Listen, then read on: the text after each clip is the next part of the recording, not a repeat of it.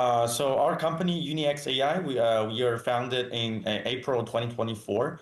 We are a embodied AI company that are focusing on robotics manipulation, and our main downstream application is in the service scenarios, including we call it cleaning, security, retail, and this kind of stuff. I think since the the Q4 for 2025, our robots are was entering into the mass production period. So roughly speaking, every month we are delivering 100 to 150 robots in the real application scenarios in the field. So first, I would like to talk about Unitouch that you developed. It's a tactile foundation model. So put simply, what does it do exactly? So basically, in the previous age of robotic manipulation, people only use cameras, 2D cameras or 3D cameras for capturing some videos for guidance to guide where the robotic arm should be. You cannot tell how much force you need to press or pick something using only the vision signal. So tactile signal is basically we mimic how the human are pressing the object, and the object is giving a counter feedback to the human finger itself.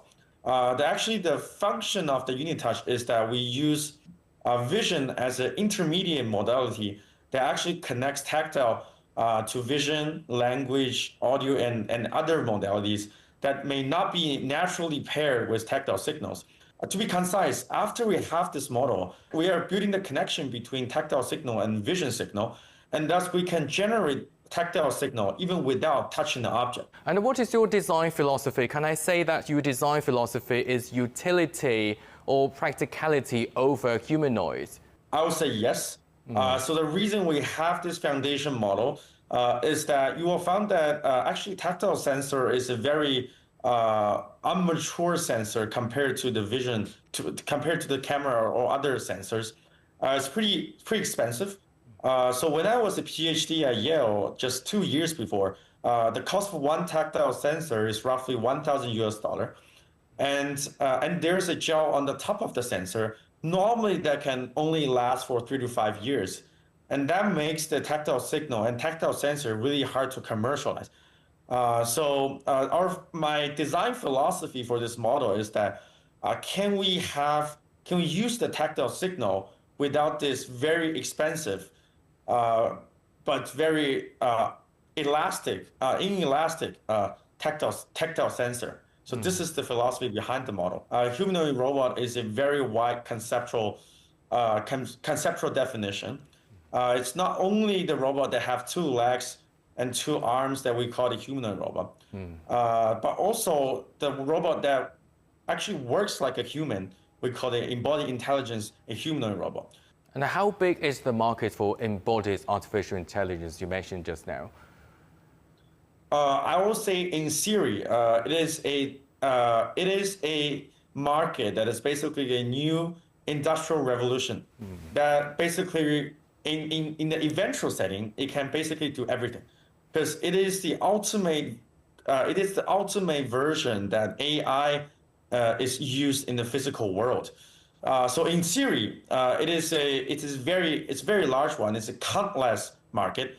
But I think for now, we are only focusing on a very, very small subset of the market. But even though that is a very huge market. So take one of the job we are doing, for example, we have a robot that can act as a safeguard in schools, buildings, hospitals, and home and houses.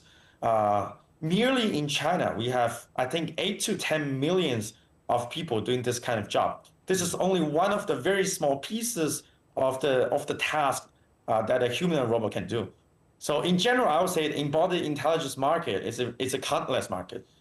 Well, Fred, I think many people are wondering just how close are we to robots that can really understand and interact with the physical worlds like humans do? Do we have a timeline? So we define the autonomy or the autonomy of embodied intelligence into actually a couple levels. I would say the ultimate level, we call it internally a L5 level. It's basically a robot can act as a a Superman or Jarvis. I don't know whether you've seen the movie, the Marvel movie Iron Man. This is the ultimate goal. So in this ultimate scenario, actually the robot is capable of understanding natural language of humans are saying, and they can do exactly what human is asking you to do in various couple of environments. No matter you have the generalization in terms of skills, in terms of environments, and in terms of in terms of the objects. And this is the ultimate goal. I would say we still need a lot of years. But if we are pushing the autonomy back a little bit, we call it L4 autonomy, where I think we don't actually push the robot to do everything that human can do. But in this kind of autonomy, that we will say that the robot can do can do some task in some limited scope, but in a relatively generalized setting. So, for example, we are acting as a night guard, but for different buildings, for different scenarios, for different lighting conditions. For example, you want to open the door for actually different kinds of doors we can open. I would say for this kind of scenario, we are actually approaching this point. I would say in a year or half or something like that. And I would say that if the robot can entering the L4 level of autonomy, it has huge commercialization value.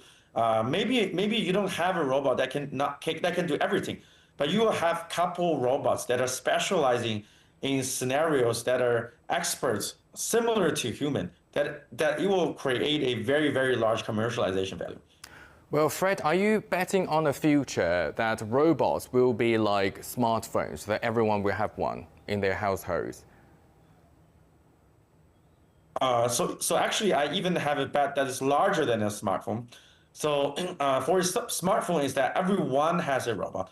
Only is it to see, is it to customer side, it's a consumer business.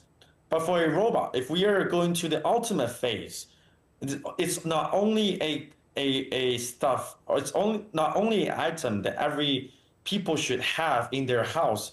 It also enters into industry. It enters into the service field. It also enters into every field that actually a human is working right now. So I would say I will take an even higher bet than actually a car or a smartphone in the ultimate goal.